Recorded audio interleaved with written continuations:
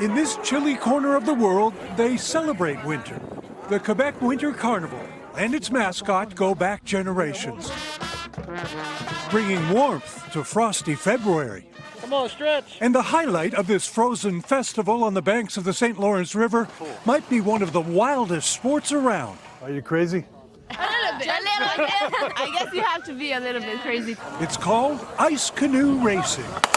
And they're off. Teams of racers, 5 per canoe, hurtle off the ice into the frigid river, making their way to the other side and back. I love it. It's amazing. It's the adrenaline. Adrenaline. Yeah.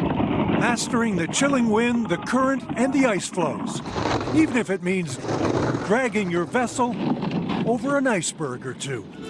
And it's all a nod to history for French Canadians who brave the water.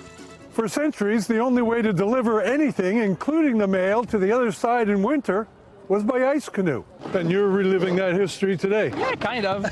With carbon fiber and oars and technology, but the spirit is the same. The ice canoe race began at the very first carnival back in 1894 and has attracted crowds to the cliffs ever since. Reaching the finish line, gasping for air, happy and relieved.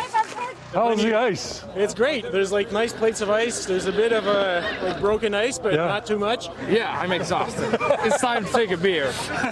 Think it's a young person's game? 60-year-old John Anderson's team has just won for the 26th time. It's a passion for us. It's a passion. It's a way of living, something like this. A fiery passion for ice.